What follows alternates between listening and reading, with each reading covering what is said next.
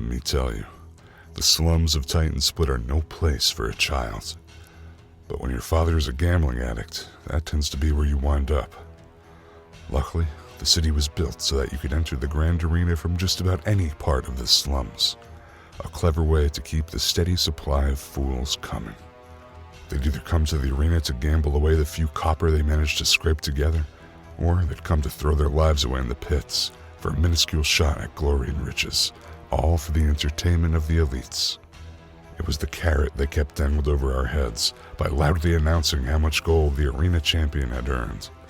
Their voices magically amplified for all of us to hear, booming through the filthy alleyways while we nibble bits of stale bread and drink murky water from the well. It's the perfect system, breeding poverty, which breeds fighters, which breeds profits for them. I wish I could say that I was different, that I never fell into the blood-drenched cogs of their machine. But I did. And what's worse is that I loved it. I worked tirelessly as a teenager, all to buy a rusty weapon for the oh-so-divine privilege of walking into near certain death. I fantasized about hearing my name booming through the streets, announcing my feats as the arena champion, inspiring all the other poor, misguided children and teenagers to throw themselves at the feet of death himself, another life consumed by the maw of the gluttonous nobles. And so when I turned 16, I purchased my first weapon. The only one in the shop I could afford, a chipped copper glaive with a splinter-ridden handle. My father begged me not to go. He had spent so much time watching boys from the slums die, chasing the same dream that I was. But I could not be dissuaded. The cheers and the idea of glory had been drilled too far into my impressionable young head. I marched straight to the arena, my head held high. I signed my name proudly on the long list of challengers and waited for my turn. That day was the first of my battle with greed. When my glaive sunk into the skull of my opponent, another kid even scrawnier and less prepared than myself, I was in shock. His lifeless body fell to the floor, now just another sad story of a kid from the slums with an impossible dream. I looked up to see my father's face in the crowd, his frown trembling, and his eyes locked on mine. I felt terrible. Until I heard the roar of the crowd. I looked around to see hundreds of people cheering for me, my name echoing through the skies as I was proclaimed the winner. All of my guilt faded in an instant. I don't even remember my opponent's name. I only remember going home with a small pouch of silver and the taste of the first cut of prime meat I had ever eaten. That's all it took to be hooked.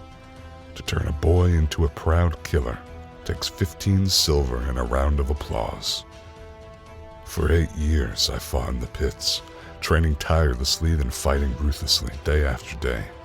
I moved my father and I out of the slums with my winnings, my blood money. I made a fortune, enough to live in comfort for the rest of my days. And yet, I kept going back. I needed the cheers. I needed the adrenaline. I needed the blood. My father never watched a single fight after my first one. He never even returned to the arena. He would turn away when I returned home, specks of blood dotting my face and clothing. I suppose in his mind, if he didn't see it, it didn't exist. He could convince himself that his boy wasn't the cold-hearted killer that he saw that day. But even if he didn't believe it, I was. Which is why eventually I was given the opportunity to take on the arena champion. Championship fights don't happen often, only when a competitor proves themselves worthy. And I had. I had faced and defeated some of the fiercest fighters the arena had ever seen. However, none were as fierce as Bolaron, an orc warrior who had come to Titan Split years ago, tearing apart everyone he faced in mere moments. Few fighters accepted offers to face him, despite the prospect of unimaginable wealth should they win, and none that did lived to tell the tale. He was the most feared warrior on the continent, and I agreed to fight him. The day I had dreamed of was finally here. The day I could become the arena champion. I asked my father to come with me, to witness my ascension. But he didn't believe in me. He had seen firsthand the ferocity of Bolaron, the utter strength that he possessed. He begged me once more to reconsider, but I had already made up my mind. Tears streamed down his face while he told me that he would not come to witness my death. And so, I walked into the arena, alone.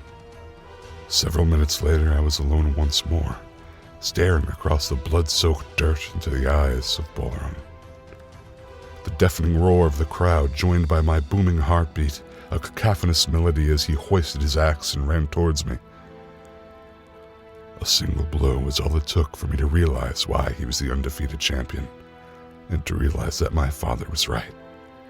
I had walked into death's domain.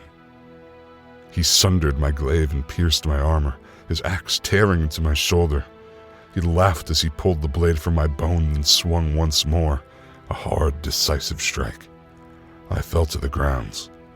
The last things I remember were seeing my own arm, clad in fancy, useless armor on the ground, severed from my body, seeing Bolaram prepare his axe for one more blow, sneering as he did, and the thunderous applause as my vision went dark. This time, the applause was not for me. I awoke several days later, in a workshop deep within the Dwarven Mountains.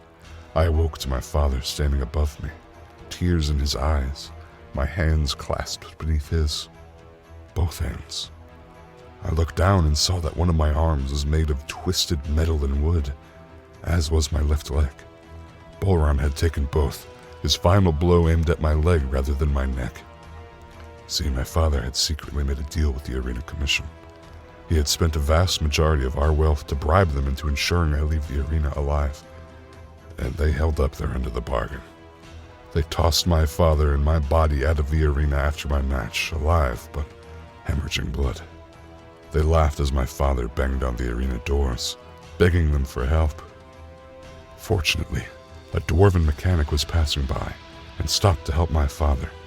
He cauterized my wounds and kept me alive until they reached the Dwarven city.